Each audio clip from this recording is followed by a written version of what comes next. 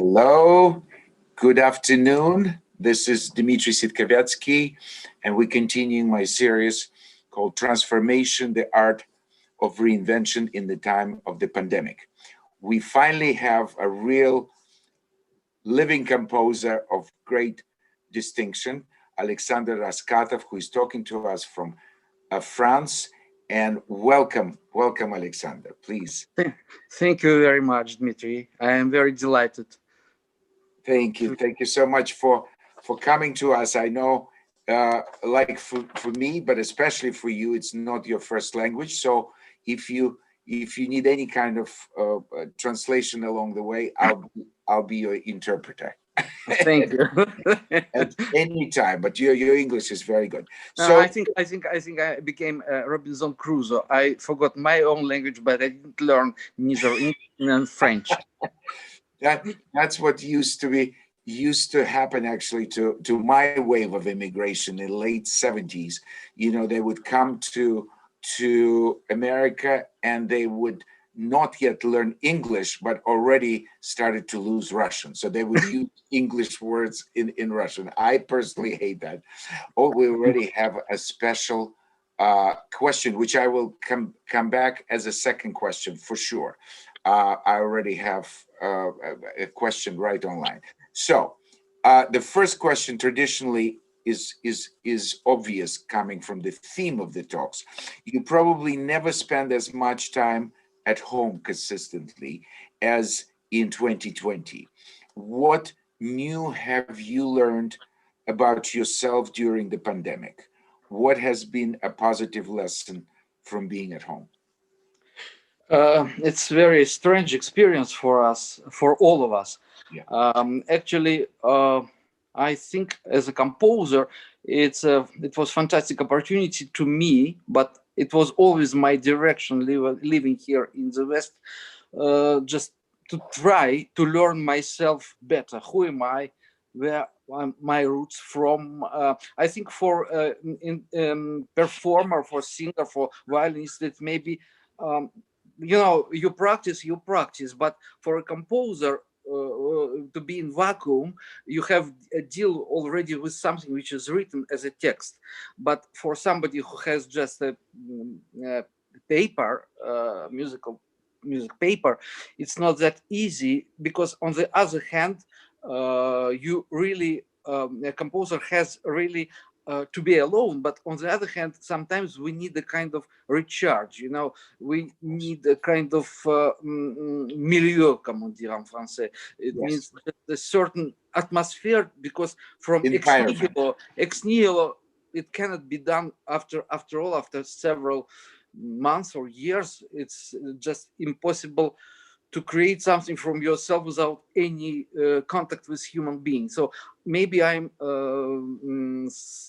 the peculiar nature, because creature,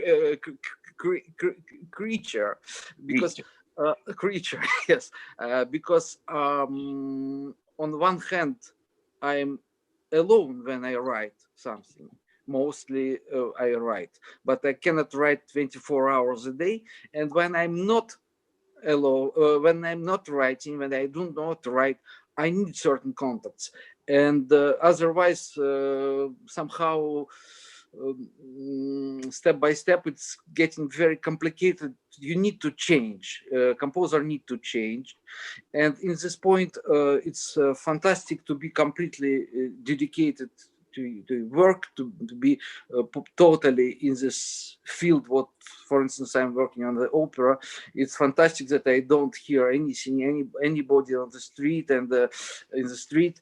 But sometimes it disturbs me a little bit, because I have a feeling that I'm somehow actually who needs it. I don't understand for whom I'm writing. Yeah.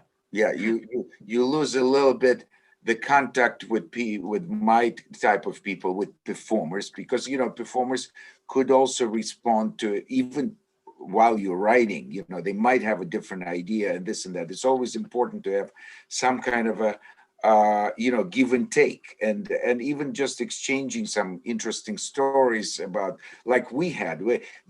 You're the first person that I consider my gain my pandemic gain, because we never met Never. before pandemic. We only talked on the phone for hours, and we enjoyed very much, and then also on Zoom. Yeah. And so this is a new way of also meeting people, forming, creative alliances, working together. So there has been some positives in that as well.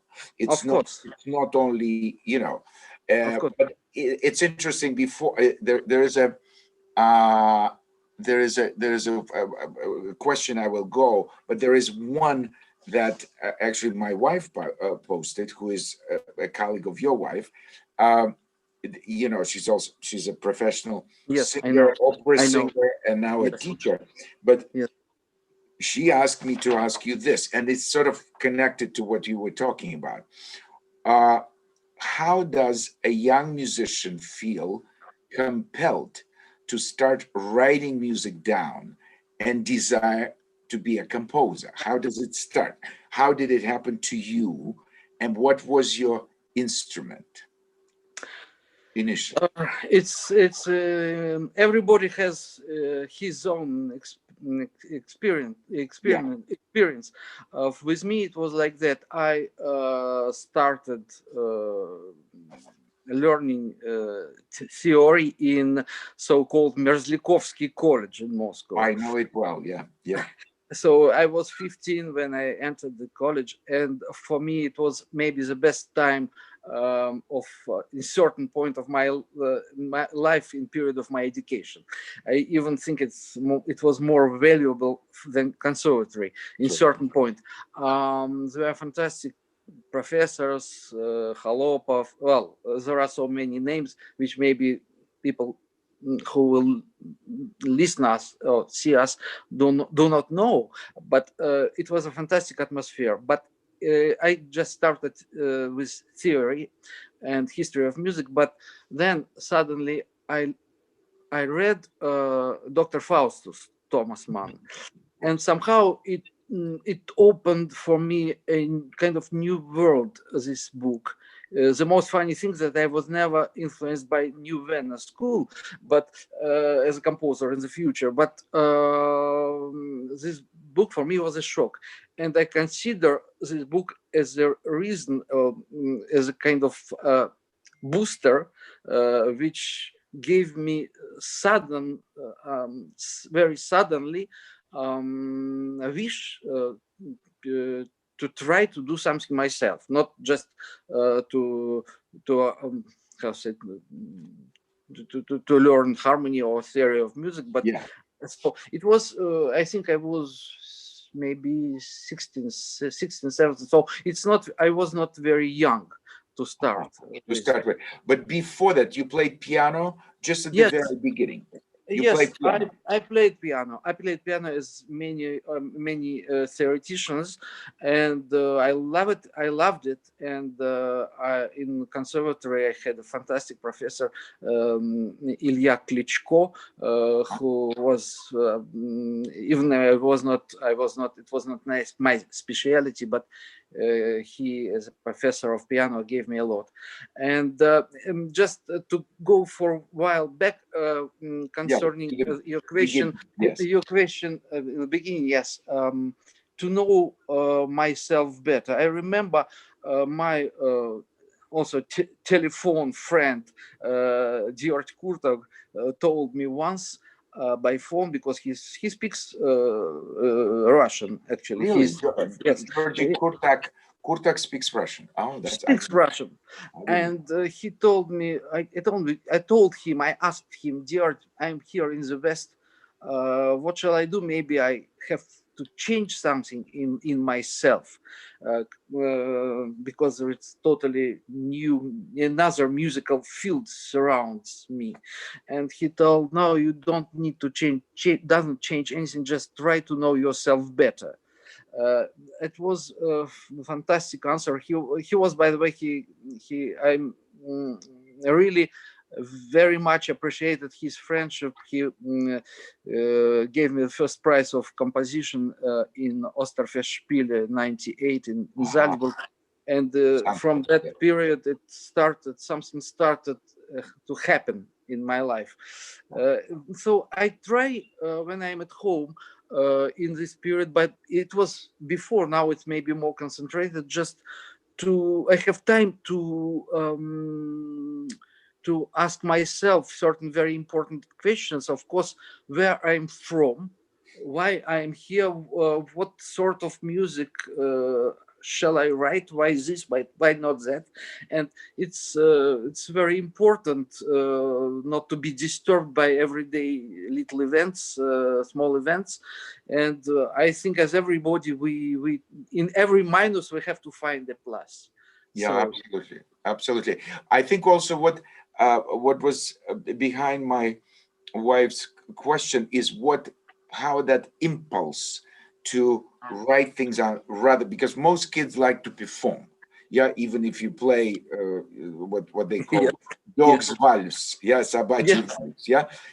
They always show, oh, look what my little kid could do, or a few out of tune notes, twinkle right. twinkle little star, and all at every, so they always put as performers. And was that how you, at some point, where your interest actually shifted to a much more solitary and much more, unknown world of the sounds that you heard only in your head or on the paper, rather than something that's already on the page and you can play or whatever, that, I think that's what you meant. Yeah, actually, there are normally, I think there is a combination of different little circumstances, Uh-huh. not just because one book or one Of film, course. or Yeah. for instance, my musical education somehow started. Of course, I knew some very popular classical music in former times. It was very easy. Radio Yeah. always translated fantastic concerts when I was 6, 7, 8 years old. But then somehow my musical education started with late quartets by Beethoven. So Yes. suddenly I came without, like, socialistic revolution, just from this to this, from feudalism From one extreme to directly the, to socialism. yeah, So yes, I yes, yes. I and till now, everybody, of course, it's a very special part of our musical heritage, but for me it was also kind of totally uh, kind of musical shock, if you want. And I listened 100 times Cavatina from Quartet Number 13 or whatever. And Very sophisticated. At what age? What? How old were you? like, well, 13, 14 years Wow, old. wow, And that's I very was advanced. I felt that I felt something, let's say, Yes, because yes. there is always a certain mystery you cannot avoid. Not It's impossible to explain just with words. But I we didn't have a class of composition in Merzlikovsky College. We had a Yeah, kind of facultative with very right. good, a little bit skeptical professor, Konstantin Batashov, who gave me much more than I received in conservatory in certain class of a composer who win the Stalin Prize in the for his violin concerto with performance of your father. I mean, Albert Lehman. That was Lemon. Yeah, yeah, yeah, yeah. That was later. Yes, yes. With the help, Yes, with the serious it help was of much my later. father. Yes, that was Yes, yes. Lemon. Yes, but it's interesting I, because you I, mentioned. I wish, I wish, I wish, I wish Lemon could help me as much as your father helped Helped me, him. because yes, because I Well, cannot say I learned. I cannot say that I learned a lot. not a great deal. It's interesting because I would imagine it's very difficult to teach, apart from technique, orchestration, and voicing and counterpoint. You can learn all of that, but to teach how to how to compose is virtually impossible. I know a wonderful story. I'll try to translate it into English, but it sounds fantastic in Russian. How this was a wonderful professor in Baku Conservatory, and he's having a student coming playing something in the bass. And he said, what are you doing? He said, and the student said, well, I'm afraid the symphony will come out. He said, don't worry, don't be afraid, it won't. It won't. Боюсь, симфония получится. Он говорит, не бойся, получится. Don't be afraid, it won't happen. Now, speaking of Russian, I have this question. I will read it to you in Russian, and then I will translate.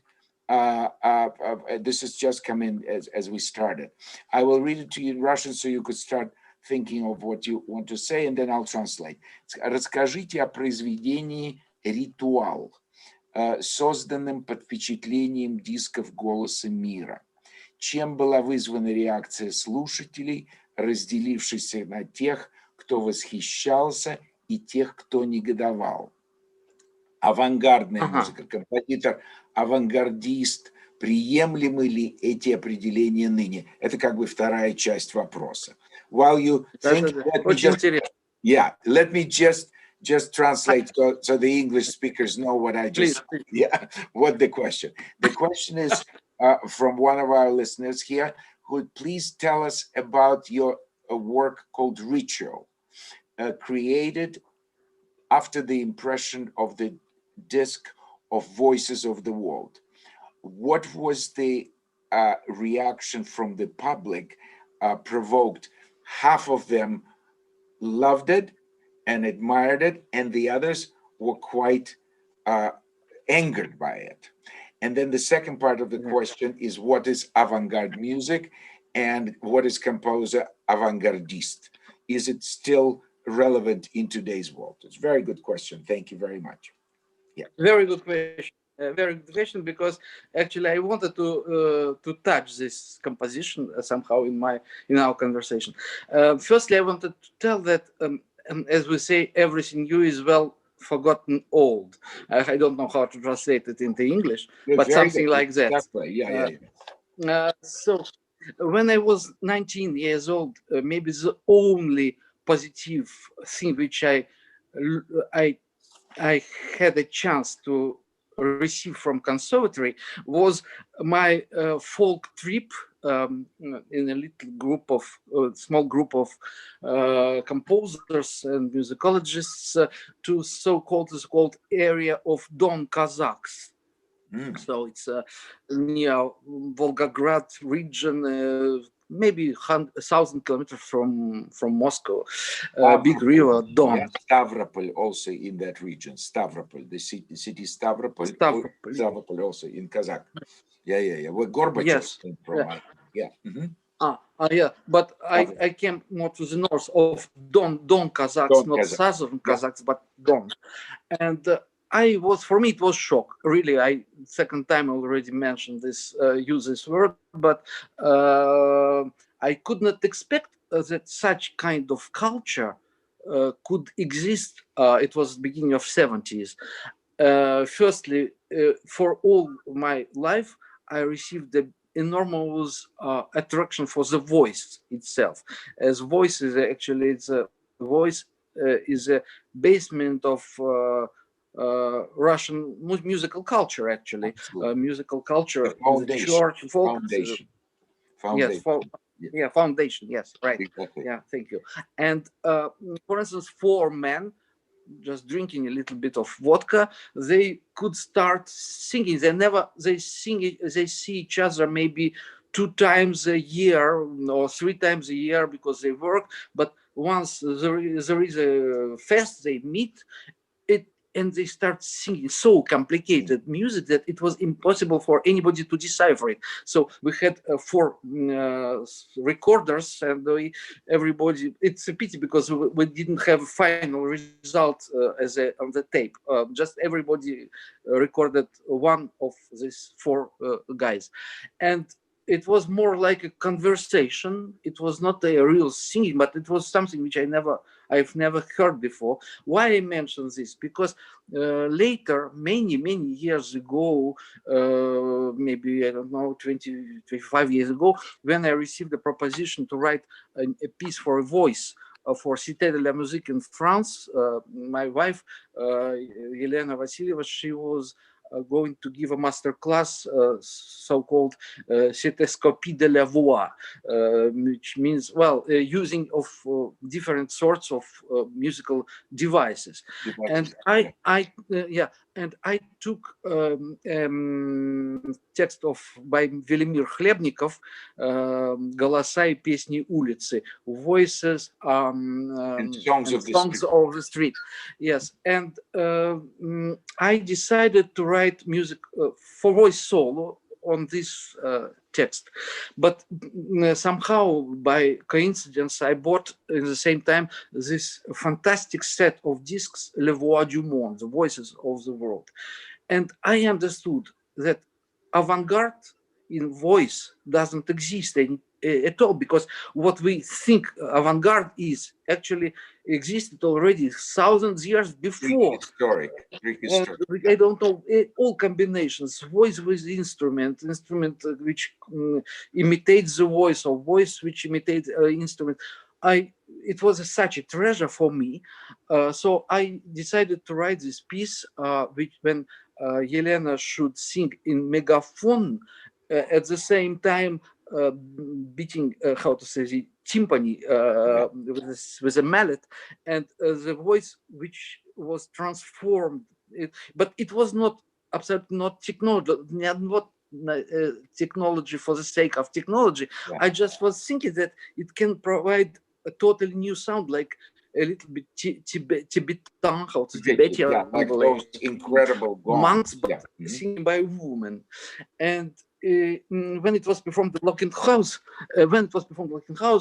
I couldn't expect, because for me it was just tradition. What I saw, what I listened in these discs, I did not copy anything, but I tried to create something like techno ethno, let's say, something, because there is a megaphone, there is a timpani, and but at the same time the idea of music was kind of renaissance of ethno through my ears.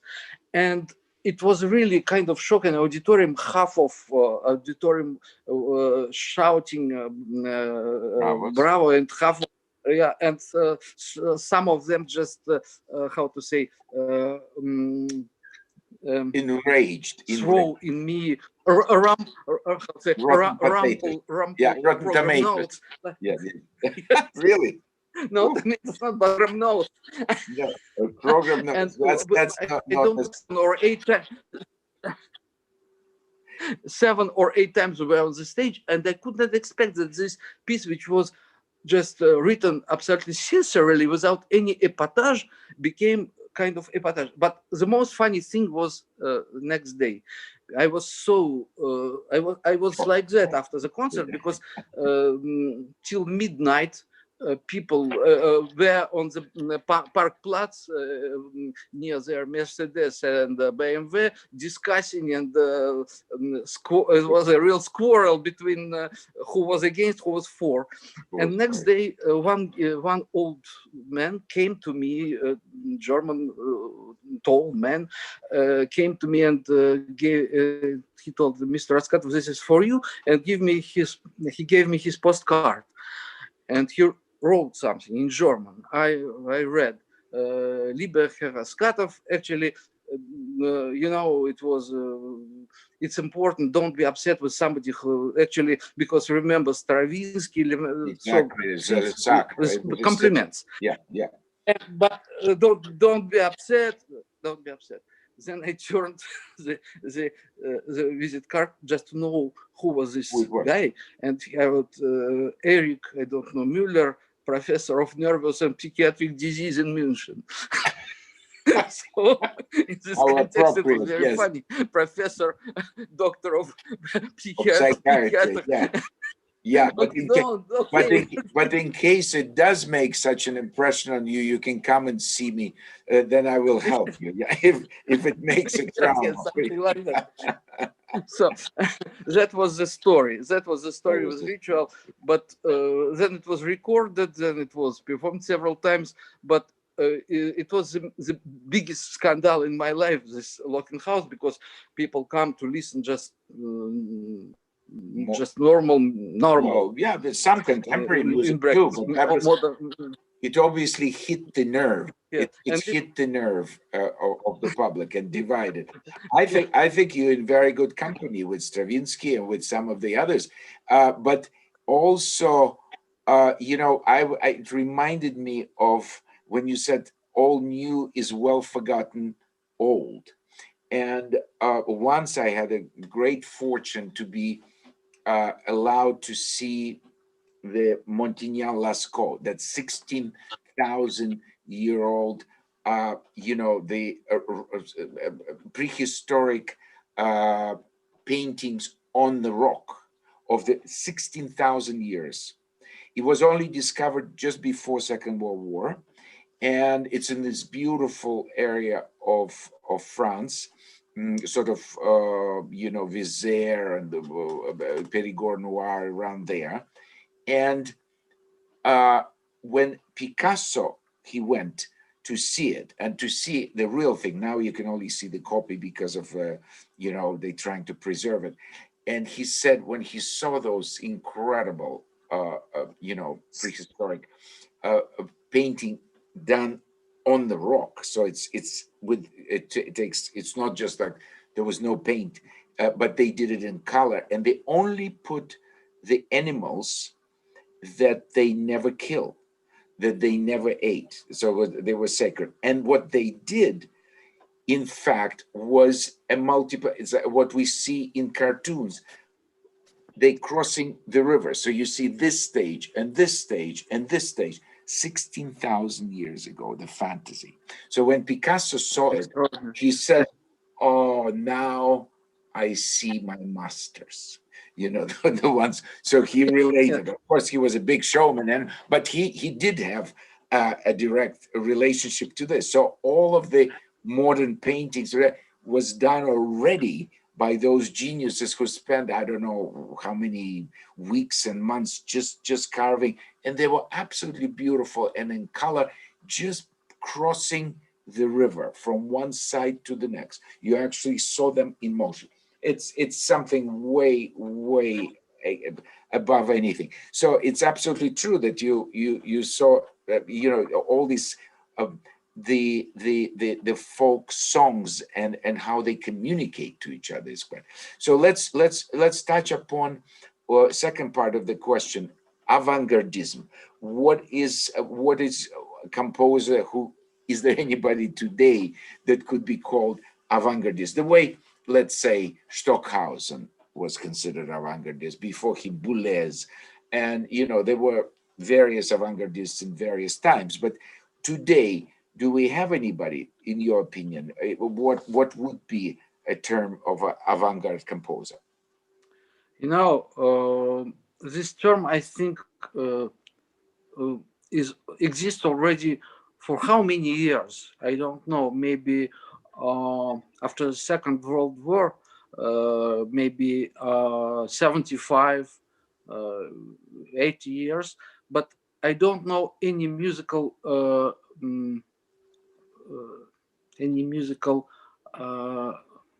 style or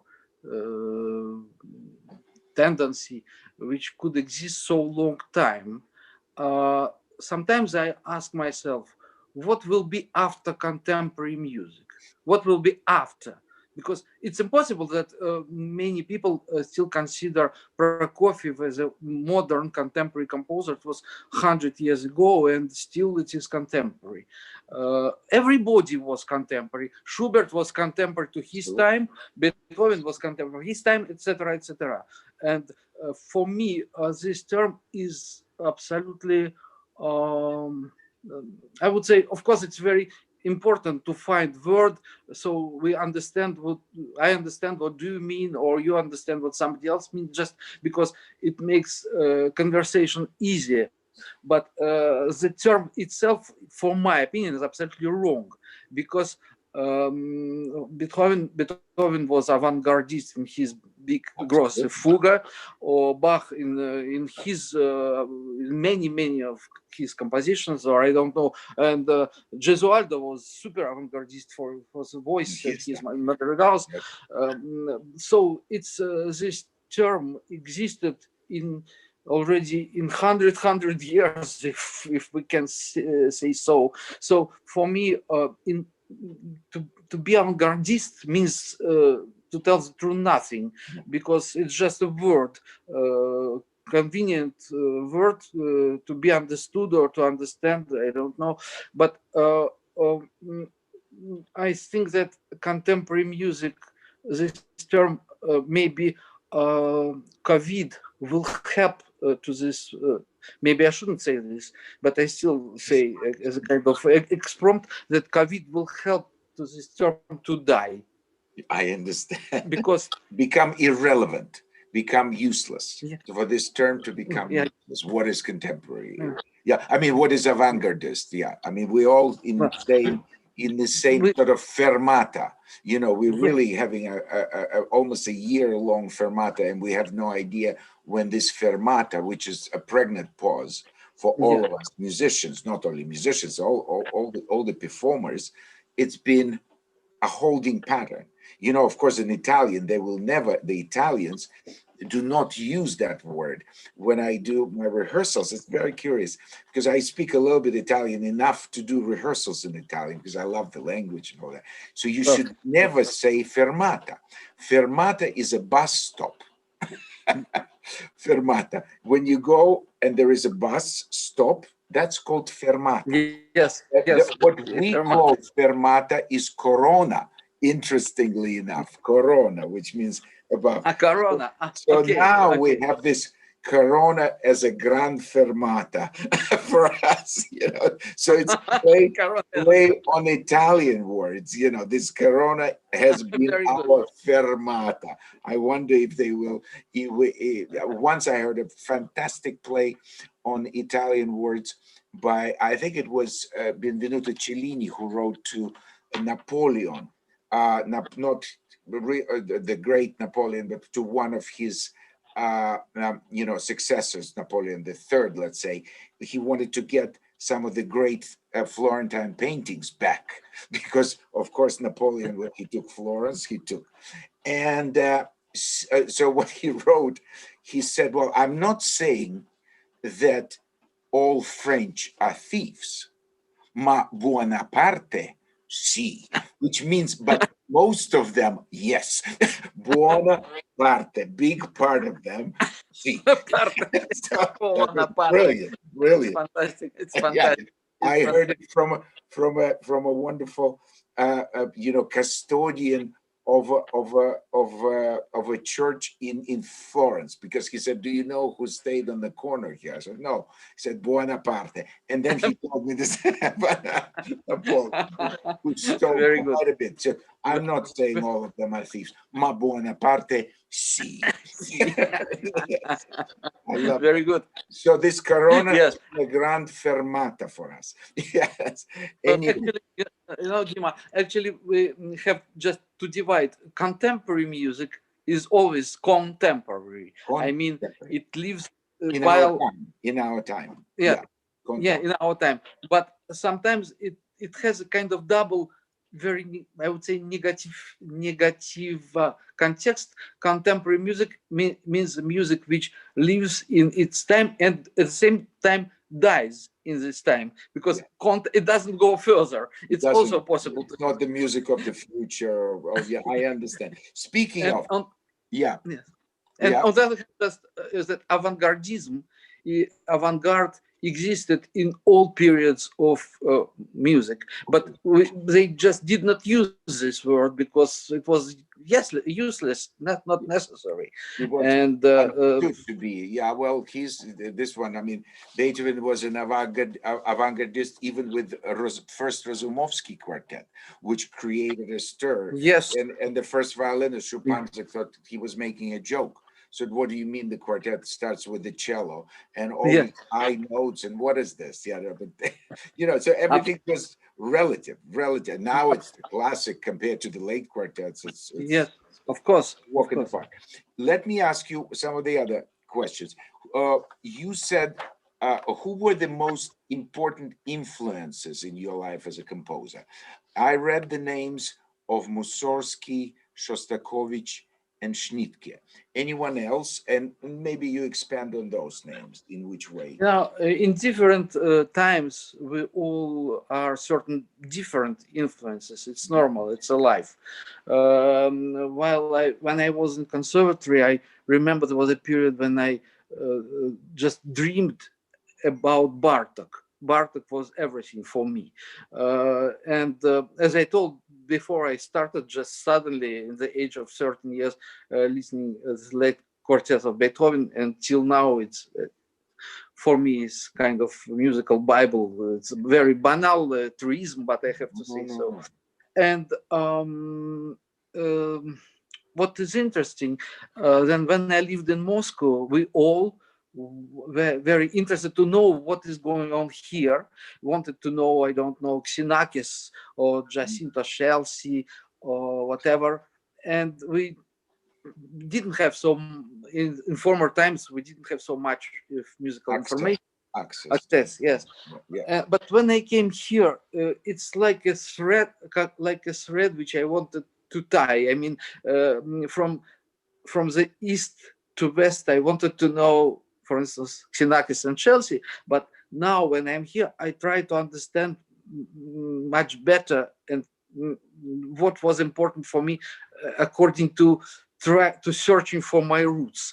And that's why Mussorgsky and Shostakovich took absolutely another musical space in my mind than it was before, I would say. For instance, Shostakovich, I have to say especially about Shostakovich, for me, it's a wonder as his music without any never artificial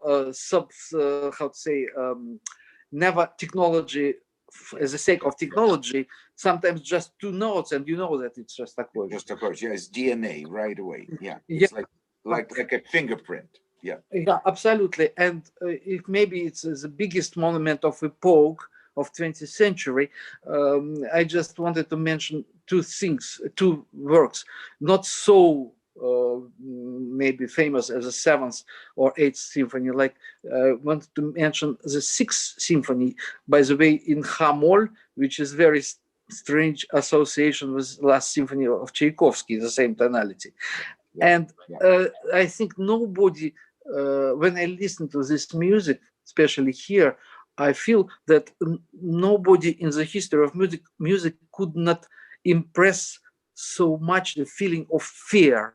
Of the first movement is just like waiting for somebody who will come, as Mandelstam wrote, всю ночь напролет жду гостей дорогих. I don't know how to say it. Yeah. So, all night long I wait for dear guests who will knock on my door and will take you to Gulag one way. Yes.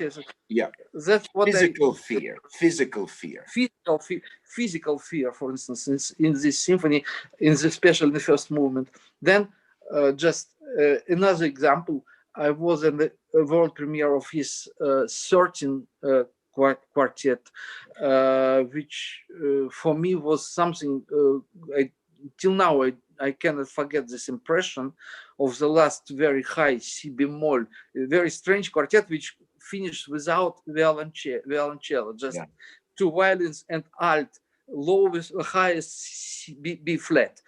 And so just these examples shows me now, especially the composer, without especially his reason to have a reason to build a monument of epoch, build it. And for me, so in certain point, I'm very proud that somehow I and we all belong to the same musical nation, I would say. Absolutely. The same with Schnittke. Of course, Schnittke needed another sort of ears to understand what he meant. And his period of 80s, 70s or 80s, maybe he wrote his music for a certain class of audience, which maybe disappeared a little bit now because many people left, died, and but still it's also a certain monument of a certain period of our country. So this idea just to tie these two threads, one from the east to west, another from the west to east, I feel it. So it depends on my also physical existence here, and so maybe I don't know. I replied on your question in this. No, you did, and I can also say from my own experience, as far I say that I lived my first 20 years, 21 almost years, in the time of Shostakovich. You see, like the same as people would say that I lived in Vienna at the beginning of the 19th century at the time of Beethoven. Clearly, I mean, that was the dominating figure, artistically, musically, and all that. But that's not how I felt when I was there, because we always wanted to, everybody knew he was composer #1, but he also got all the government prizes, and he signed all the letters against the dissidents and everything. Now we know how he did it, but anyway, he signed anything that was put in front of him, just to get rid of them. But we were too young, and sometimes you need a certain distance. When you're next to a giant, you can't quite see. There is a wonderful image that Stephen Fry once described. I want to give him copyright, but he said, have you ever, I said, if you go down on, let's say, 7th Avenue or 6th Avenue in New York, down Manhattan, and you in the taxi, but you look back and you see all these skyscrapers getting further and further from you, but you finally realize how giant they are. You need a distance. In other words, he meant it for Oscar Wilde, that the further we are from Oscar Wilde, the more we, so the same could be said about Shostakovich, because we were there. I saw all of the important premieres of it, but we didn't realize that he really was a contemporary Beethoven. Whether we like his music, or I actually, at that time, I preferred, and I still love Prokofiev's music, for instance. It was always my first love. For some reason, they always juxtaposed the two. I don't know why, because it's like, it's like, do you like pears or apples? And if you love pears, you have to hate apples. Why? You have to. So anyway, I think in the migration, when you don't live there and you have a certain distance, then you realize what a giant he was, and what influence he had really on us. But of course, you mentioned Bartok, and Bartok obviously was the one I was thinking of when you described your trip to the Don's Cossacks, how you were trying to capture their folk melodies, and then somehow incorporate them in some of. That's what he did around Transylvania and Hungary and Romania and all of that, because it's ultimately the most interesting, I would imagine, for a composer to get to the source. Let me ask you about maybe the most well-known work for people who don't know you. How did the opera Dog's Heart, Собачье сердце, came about? Was it your choice, or the commission specifically was tied in with Bulgakov's famous novel? Tell us a little bit about that. Funny story. I was in Amsterdam with the premiere of my orchestration of Songs and Dances of the Death. I had the kind of courage to repeat this after already Shostakovich gave fantastic example of orchestration, but it was a commission, so I orchestrated this with also 3 interludes of myself between these 4 movements. And actually, suddenly, after the concert, one man was totally in black, came to me and he told Pierre Audi, director of Dano, would you be interested to write an opera? What do you think? I told, well, everybody would be interested to write an opera. I think he told me, I think it's the right moment for you to do it. Firstly, I didn't realize that the director of such important opera house suddenly proposed me to write an opera. And then I realized it, and he gave me he told, okay, today is, I don't know, Tuesday, in 2 days we meet in Paris, you give me your idea about what it is, what it could be. So I had just a couple of days, and somehow immediately I came to the idea, I don't know why, Dog's Heart. And I told him about it, and he was upset. He didn't know. He didn't know the book. No. But he, of course, he read it, and he gave me a green light to write it. So so that's what was a story. And then I think the Dog's Heart had a good how to say, destiny, but it maybe would be better if not if not the relative of Bulgakov family, who totally blocked Metropolitan and Mariinsky Theater, not to mention some other theaters not so important. So it means that it was performed in 2 times in not 2 times, but I mean Amsterdam, then it was in English National Opera, then it was in La Scala, and then it was in Lyon, and back reprise in recapitulation, how to say, in Amsterdam. So 2 times in Amsterdam. And unfortunately, those countries who were interested, United States and Russia, because of special law concerning the opus post-mortem, so it's very complicated. And I spent a lot of time with a lawyer who was a lawyer also of Bulgakov, but firstly he is a lawyer of Mrs. Irina Shostakovich, certain Metro Schmidt, and Irina Antonovna kindly gave me this contact. By the way, she came 2 times to listen to this opera in Amsterdam and both in La Scala, and she supported me. I'm very grateful to her.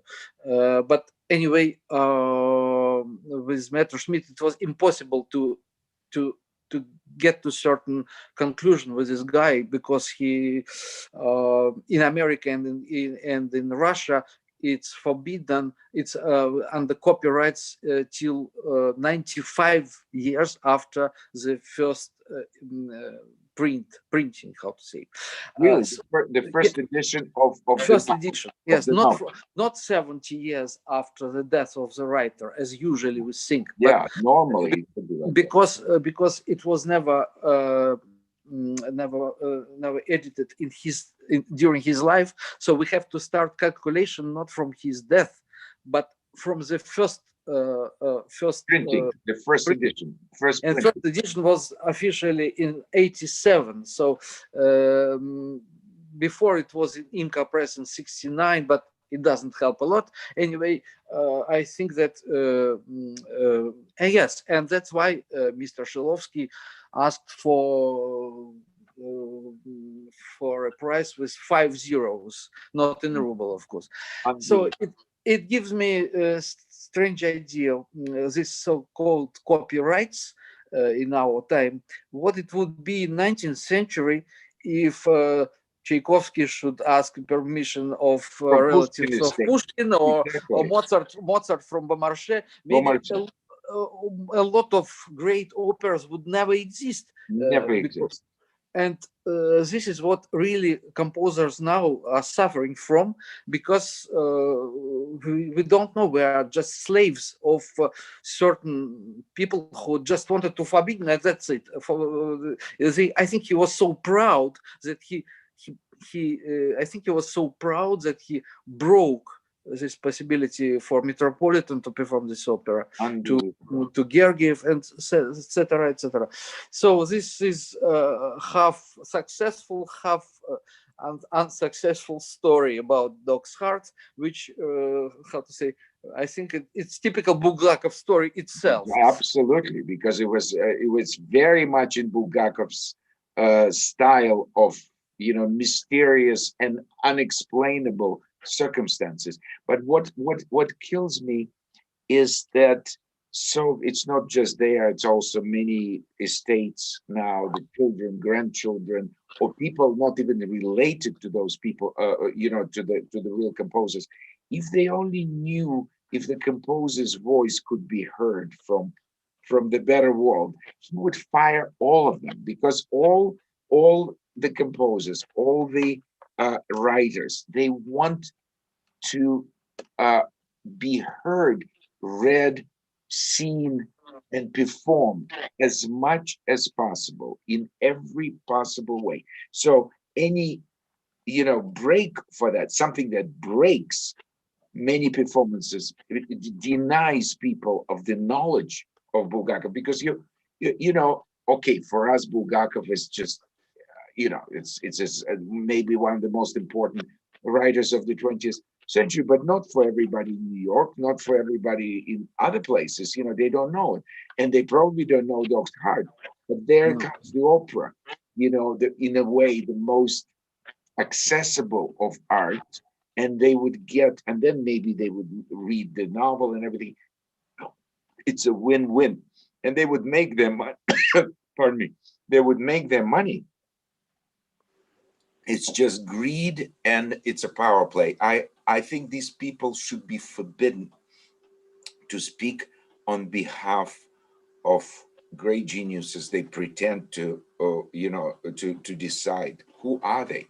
What qualifies? Absolutely. As the most funny thing that this guy is absolutely not direct relative of Bulgakov, because Bulgakov didn't have any children, you know. So it was Elena Sergeyevna who had Seryoja from another marriage, and then Seryoja produced, born this Seryoja, who is my how to say, my friend. So this Seryoja, Sergei,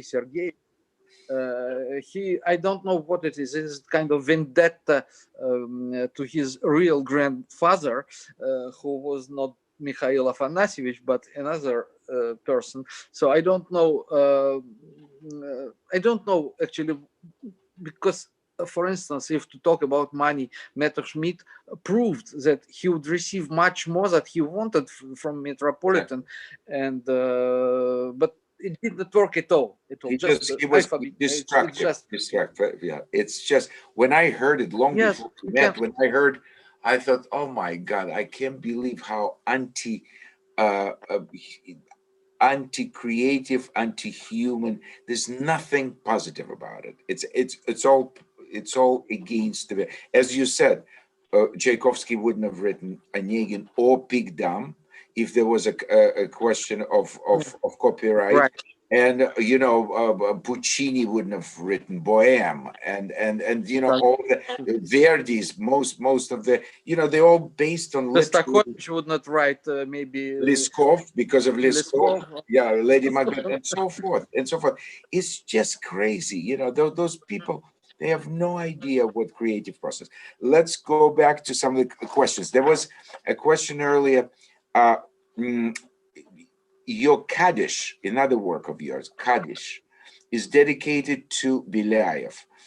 Who do you think today in modern Russia who could be called a patron of the arts, if you consider Belyaev being patron of the arts? You know, actually, this disc is dedicated to memory of Belyaev, but but my piece, Gebet Kaddish, is dedicated to the memory of, in memory of my father, who died.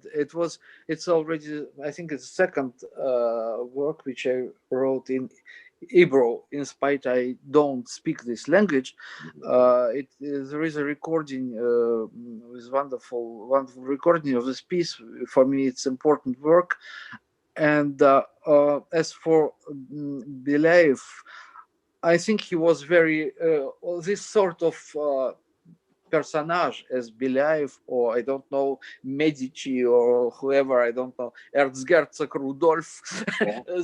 It was very in all period of history. Razumovsky. Razumovsky, but not Golitsyn, who Not never paid. Golitsyn. No, just Razumovsky. Yeah, exactly.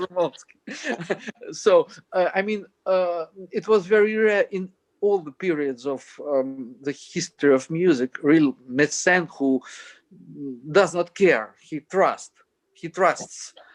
But Belayev is a very rare case, I suppose. And as for today, to tell the truth, I know that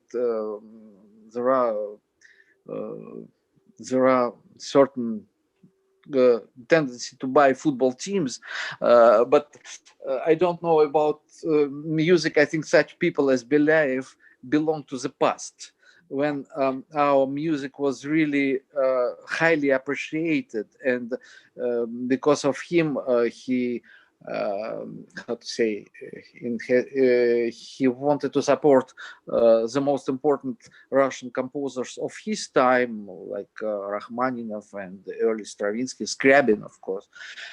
And he gave a possibility to those who come later also to be supported by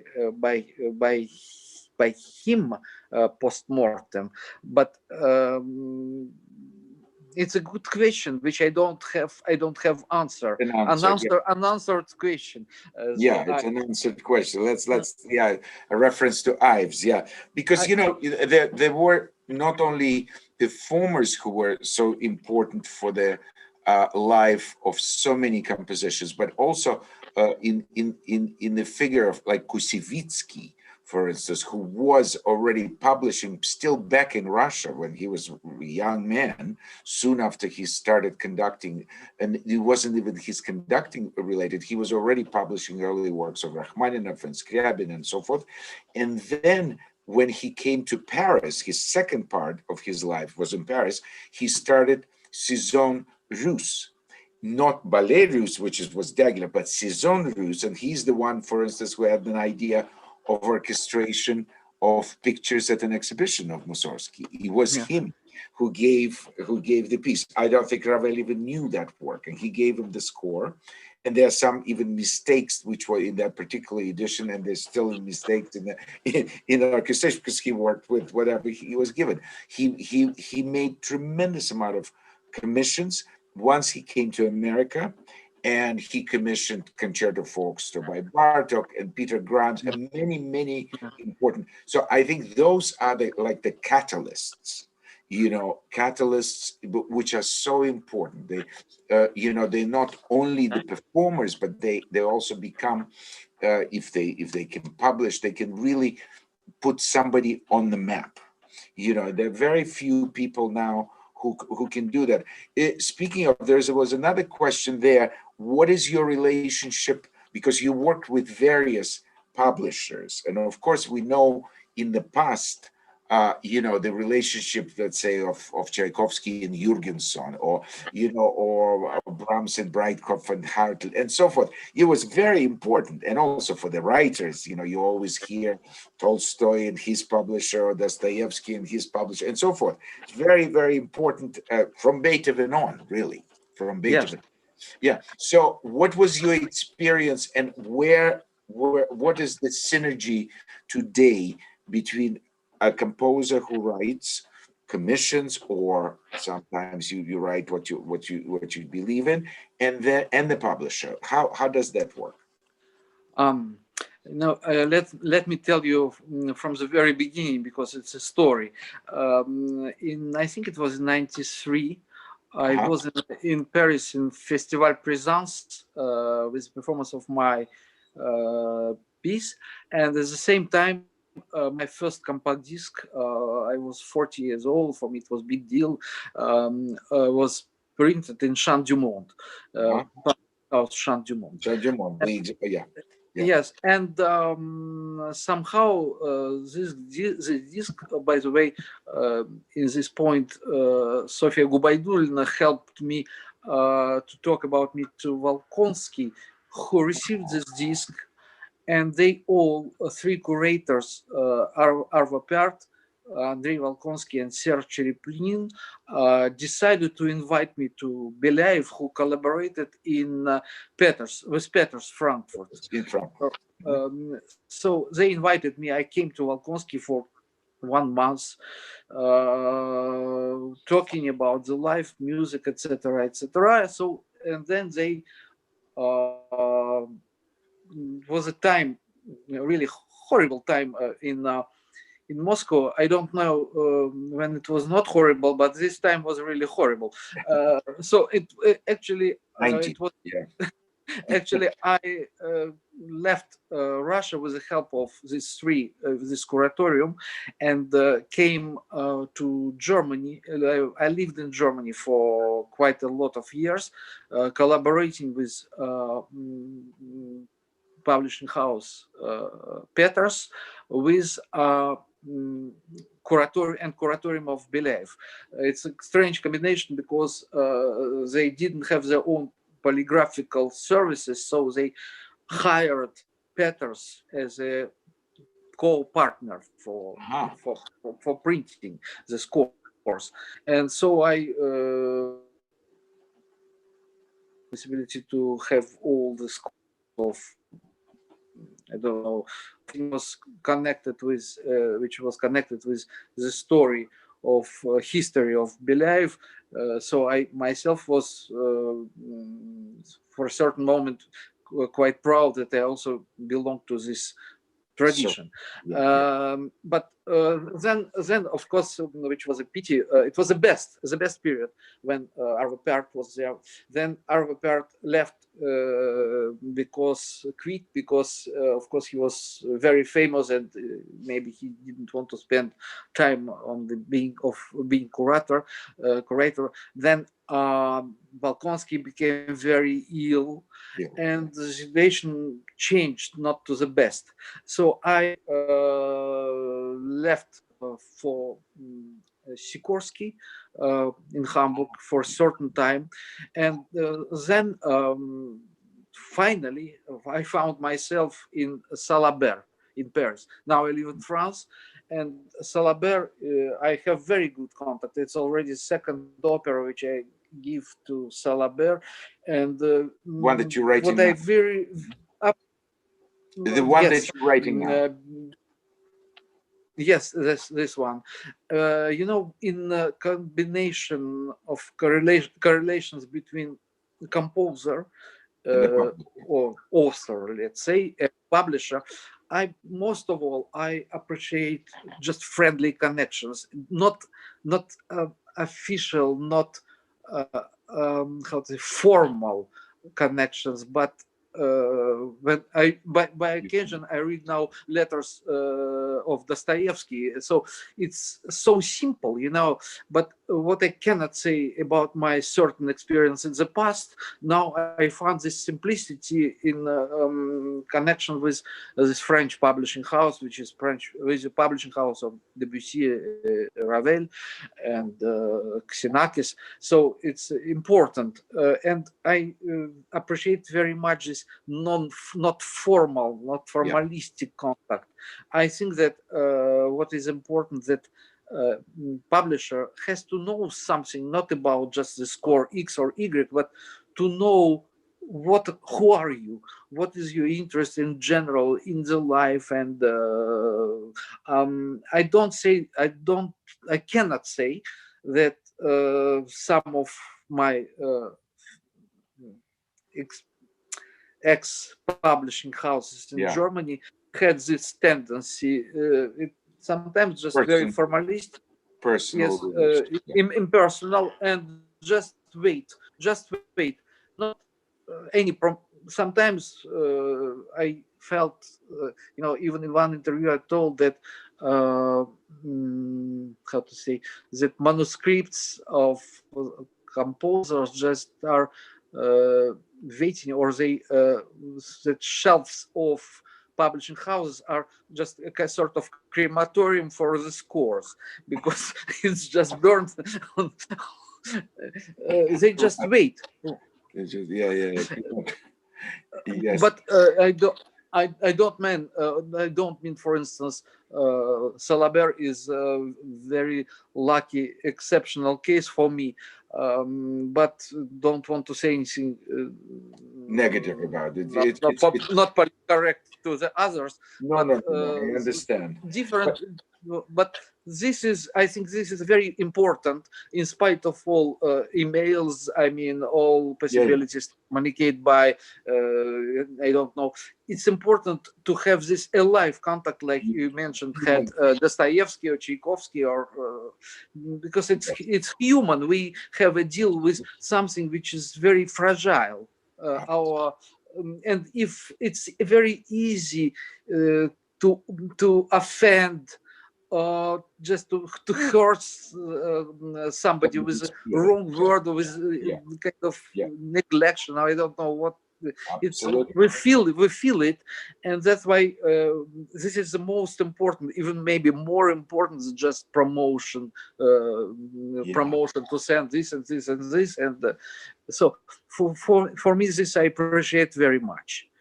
Well, And I think that's a very important point, because for me it sort of relates to what used to be and kind of disappears now a little bit, especially with big agencies. It's the relationship between your sort of general manager for performing artists. It's not enough just to be supplying, or in order to promote you, or in order to I hate that word, in order to sell you. In other words, in order to get you a commission, they have to know you extremely well, both as a composer and also as a human being, because then they could successfully offer to a performer that they think the two will connect.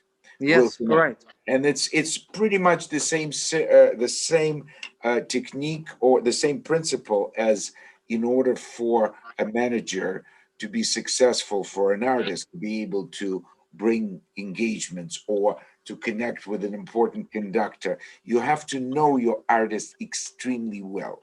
Also, as a human being, not necessarily political affiliations, but your whole sort of modus operandi, how you get out, because it is you putting together human beings with their particular quirks and likes and dislikes, and different nervous system, so to speak, and that I think is, from what I understand, the role of the publisher is extremely important, because he is it has to be your best friend, but also your best practical person to communicate to the world, to make things happen for you.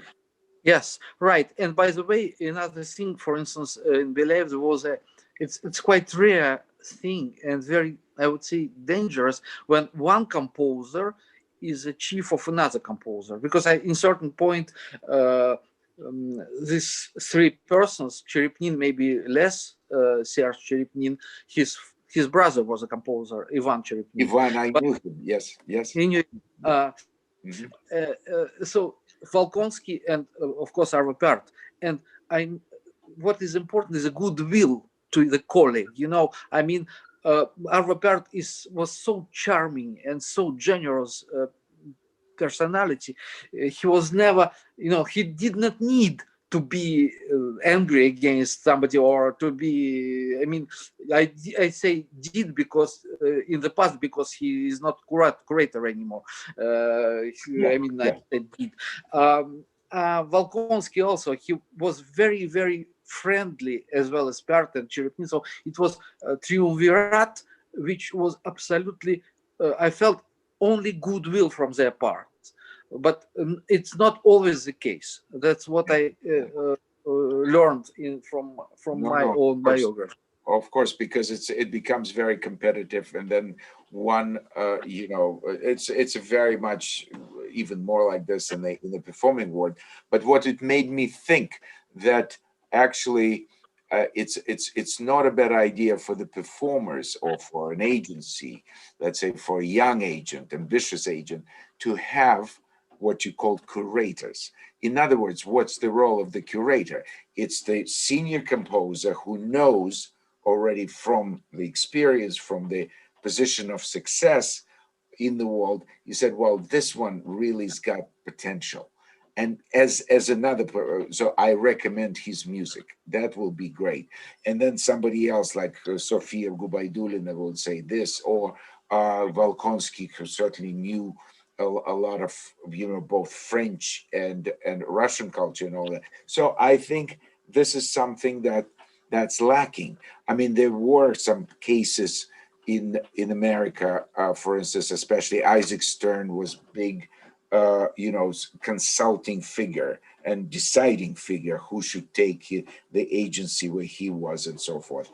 But and as a result, he built several generations of careers, not directly himself, but through the managers. He was the consultant. But those people are very rare in our business because everybody wants to just be on stage no matter what. Well, it's not easy to. This is a quality I've been trying to nurture more and more during the pandemic. How to be happy for somebody else's success, and how to rejoice in something that once happened and it's not here anymore. Even discovering some old recordings, whether it's mine or my parents or my friends or that, it's good because it's part of my life anyway. So it doesn't really matter. That fills my life with joy. Otherwise, I should be all the time depressed because I'm not on stage. But as I'm not only a performer, I think I would recommend it to every performer to develop that not everything is just concentrated in you and performance. There are other things. There are other people. Absolutely, bravo. Other ideas. There's some, as I remember a wonderful story how sometimes great ideas sort of circulate in the world, in ether, and the most sensitive souls pick them up. The most creative. It was a story actually of a famous Russian theater director, Mark Zakharov. You knew, of course, he was for many years the chief director of Lencom. And a genius playwright who's long gone was his good friend Grigory Gorin.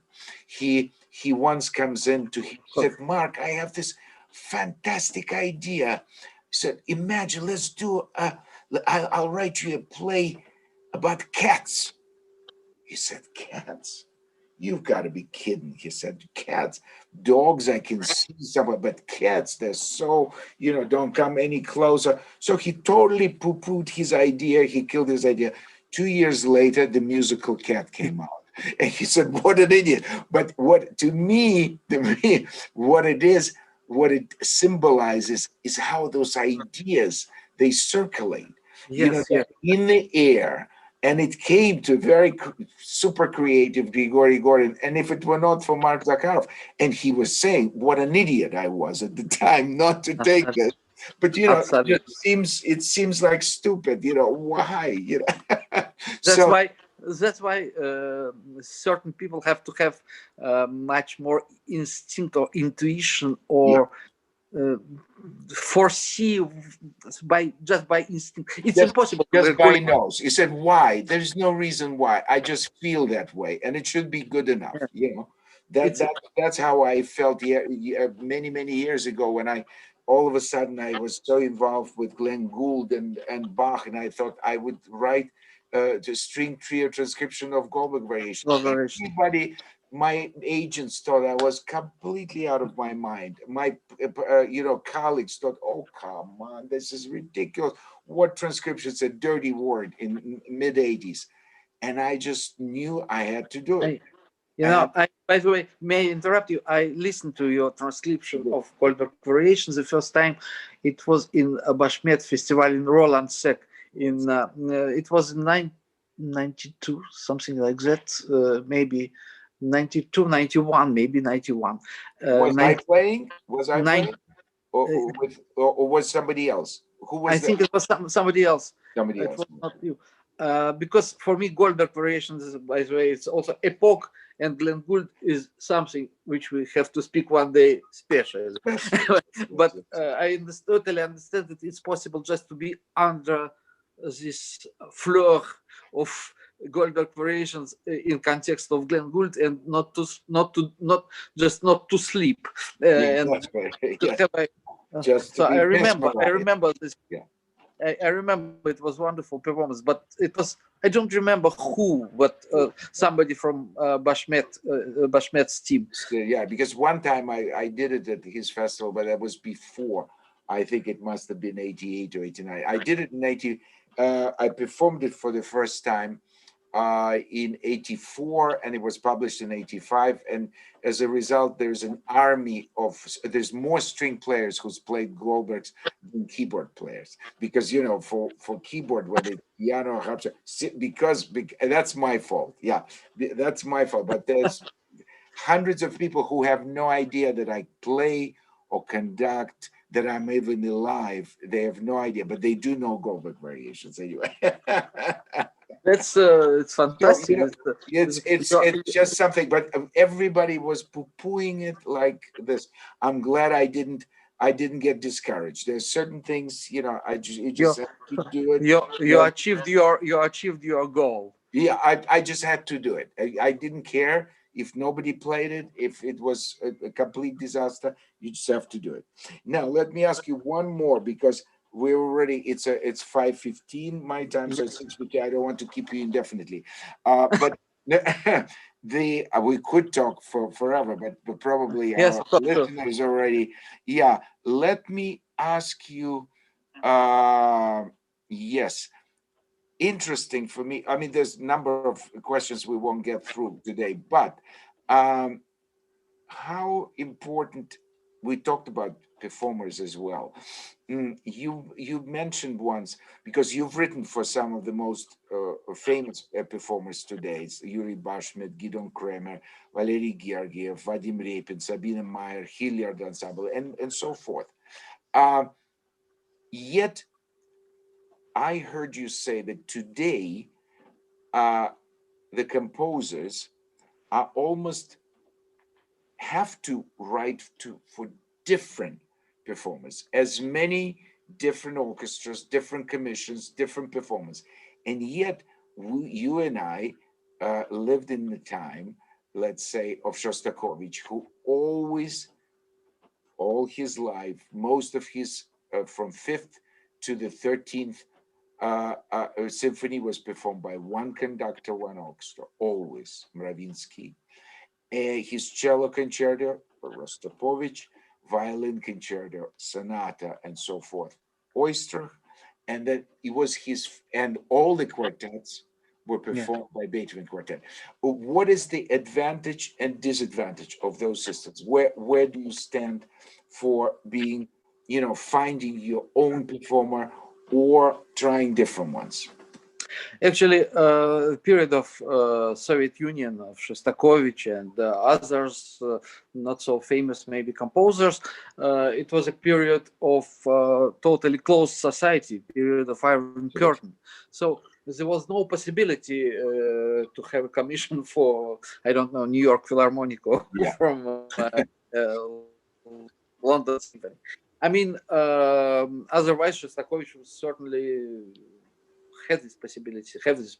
Anyway, this closed society produced this sort of composing for just X or Y, but not for the whole world. And I think, of course, it was very good opportunity, because you know for whom you are writing, you know just from inside already, you know all details about, you can meet, you can talk, you can discuss, because people, even great performers, did not were just very generous about the time they could give all the advices. They are always were at disposal of composers who were writing for them, I suppose so. And I myself also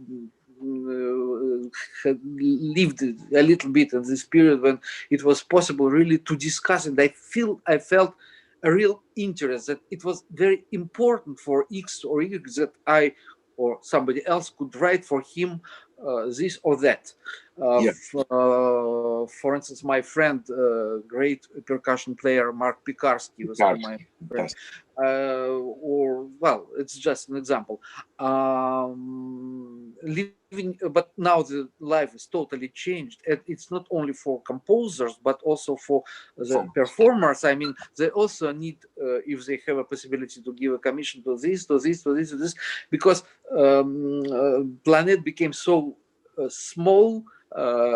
If it's a joke, of course, but I exaggerate. But when Schubert lived, only Vienna knew him. When Bach lived, I don't know, Leipzig. Only Leipzig knew him. Yeah, but absolutely. now, if you are not famous in Japan or in Brazil, it means that you are You're not international. Yeah. It's absolutely. It's that's why it's. I think it's absolutely spoiled system of thinking for me, but it's our life, we cannot do anything against it. So for that reason, I consider myself somewhere in the middle, because I among these great names I can find name, for instance, the Hilliard Ensemble. I wrote 3 compositions for them. I wrote one opera for Gergiev and viola concerto for him, and the same for Bashmet. I wrote several works, and the same for Guidon. So it means I cannot say that you just wrote once. Just one. Yeah. But the tendency is that, and by the way, Amsterdam commissioned me the 2nd opera. It's quite rare. I mean, Animal Farm after Dog's Heart. So it means that I already know. It's fantastic for me because I know the theater, I know the atmosphere, and so. But on the other hand, I don't live in the totally closed society that I don't have a possibility to go one step left or right. So that's why I consider myself something in the middle. But what is really disturbing me sometimes, it's fantastic to receive a commission, of course, for everybody, every composer. But when you receive it just by email and have to give it in certain time, delay, just administrative context of the commission. This is something which, in spite, of course, it's fantastic when somebody is interested, and but this human contact also step by step disappeared, as we spoke about publishing houses. Also, the commission is the same. From more or less more administrative, and Dostoevsky wrote, I cannot write a gambler in time, so I will publish it later. But if you say I cannot play, or I say I cannot write, I don't know what, it's finished actually. It's and by the way, there is a big difference between. I think composers are very privileged if to compare with performers, because if I feel bad, if I have headache, I can sleep.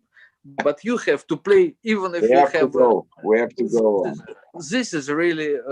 I told once to Yuri Bashmet, and he was agree with me. I told him, you have, by all means, you have to stay and to play, even if you feel bad, if you have a big stomach pain.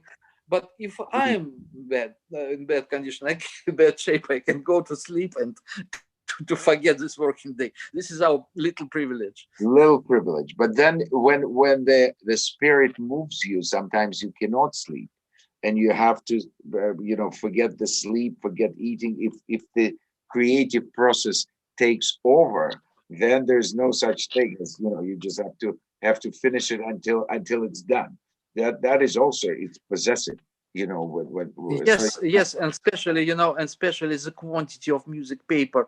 My vocal score of the last opera is 800 pages. If I don't have any, let's say, I don't like word inspiration or enthusiasm, I have to fill this these yeah. pages with something. There's a question just before we finish, and then I'll ask you the very last one. But this one is do you listen to contemporary Russian composers? Do you hear their music? And from a former Soviet Union, what's interesting for you? What's your opinion on that? That just came. You mean living composers? Yeah, living composers. Today's composers. Contemporary. I'm ashamed to say that since I left Russia, I don't have much experience of listening composers who are my colleagues. Yeah. But in former times, we spoke a little bit about it. We created in the end of 80s or in the beginning of 90s the so-called Association for Contemporary Music in Moscow, and with the initiator was a Dison Denisov. It was an idea to recreate Association for Contemporary Music one, which was in the period of Roslovets, Mosolov, etc. Right. So I how to say. Of course, I was in course of music of my colleagues of this period, of such as we can mention name of Nikolai Kardorf or Dmitry Smirnov, Elena Firtova, Alexander Vustin, Slava Shut, but unfortunately, some of them are already they passed away. Yes, but this music I know, but what came after, to tell the truth, I do not know. Maybe I became, I don't know, mentally lazy, or I feel necessary certain age to concentrate just on myself, very egoistic way. I understand. I know that you're in touch from time to time, at least, with Leonid Desyatnikov. Yes, with Leonid Desyatnikov, we are good friends. Yes, of course. And we are totally different, but maybe that's why we are good friends. Maybe that's right. Yeah, because there's no exactly. And now the last thing before we go, just tell me. I figured, because it's not a secret that you're writing now a big opera. Tell us the subject and when the premiere and where it's supposed to. Yes, it's already in my opera number 4. Not to count Dog's Heart, I wrote so-called Germania.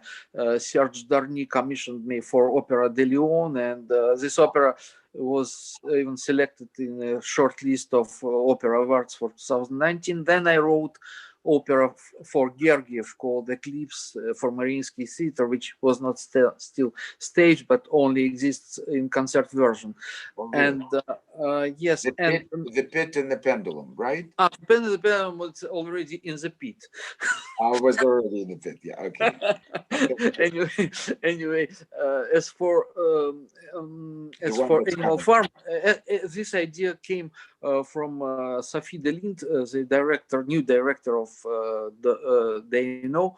It was not my idea. To tell the truth, the Amsterdam Opera. It was not my Animal Farm. After Orwell. Yeah. After Orwell. So it came from Mrs. Sophie Delind. To tell the truth, I was so. I knew only 1984, but I never read before Animal Farm.